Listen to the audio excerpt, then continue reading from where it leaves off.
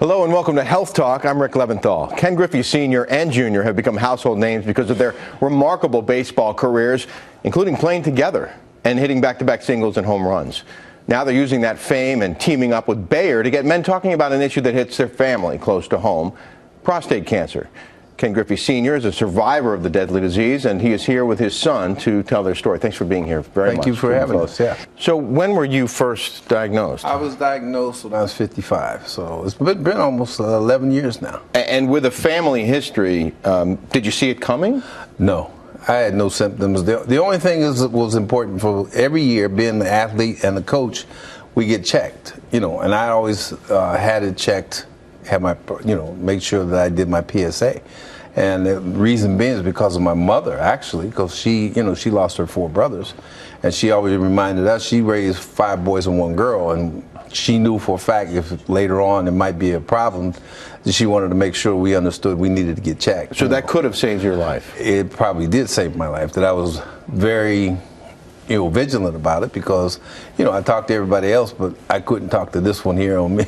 Well, I'm curious about that. I mean, knowing what your father went through, did that open your eyes even wider to this? Yeah. I mean, having, I was still playing when he got diagnosed, and it was tough because, I couldn't see him or he'd tell me, just like all parents trying to protect their kids, hey, I'm going to be all right. Don't worry about me. Do what you got to do out there. And I'm like, no, and I'm talking to other people.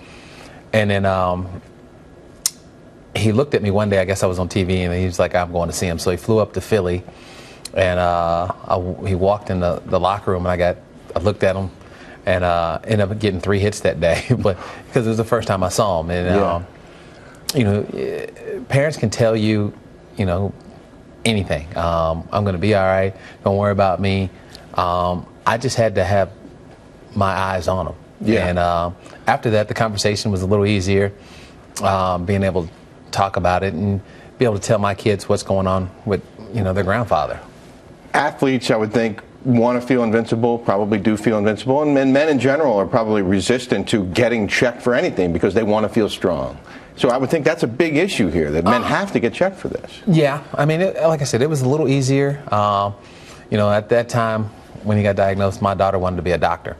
Now she's in college, she wants to be a lawyer. I'm just trying to get her to settle on one or the other. Not the first kid to change their mind, right. By the way.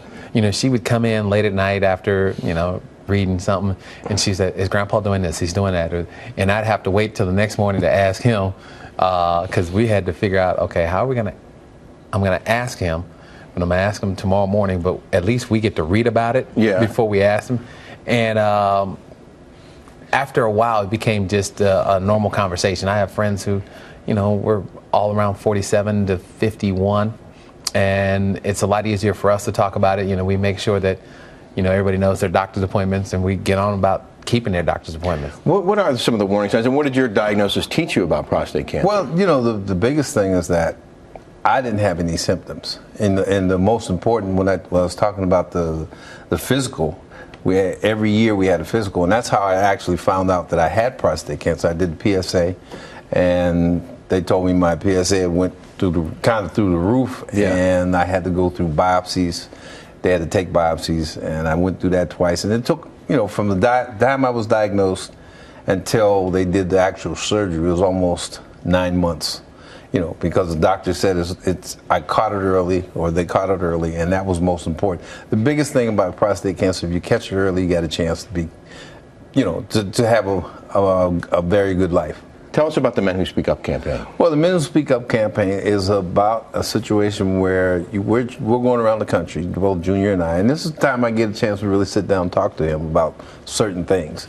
But we're going around the country, we're trying to spread the word, to have men talk to their doctors if they're having any problems. The biggest thing is just no one will talk about it. No one talks about it. I have 4 good friends of mine. Why is that? It's a macho thing.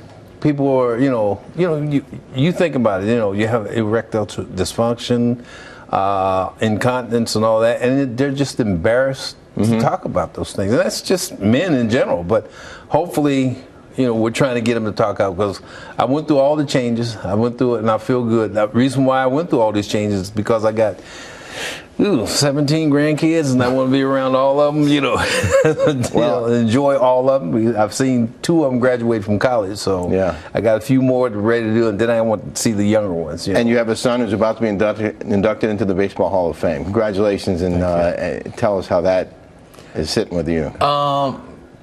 He's more excited than me. Yes, I am. To be honest with you, I'm a lot more excited. He gets to do all the fun stuff. Yeah. I've got to sit there. I got to talk in front of people and do the speaking, and there's a couple things, but he gets to enjoy it. I've got my friends and family going to be there, but I haven't written my speech yet. I think a lot of it I'm a ad lib, probably the whole thing. Yeah. But this whole thing is, with us being able to travel, I get to have some lunches on him, all the stuff that I've missed while he was still playing. Right. Well, you both had remarkable careers. If anyone needs more information about this, how would they get that? Well, we have a website. It's called menwhospeakup.com. And the website will talk basically on all the resources you can have for advanced prostate cancer and prostate cancer. Well, hopefully we help save some lives today. I hope so. Gentlemen, thank you very much. Thank you for having us on. And if you have a health question, you can tweet them at Dr. Manny on Fox. Until next time, I'm Rick Leventhal.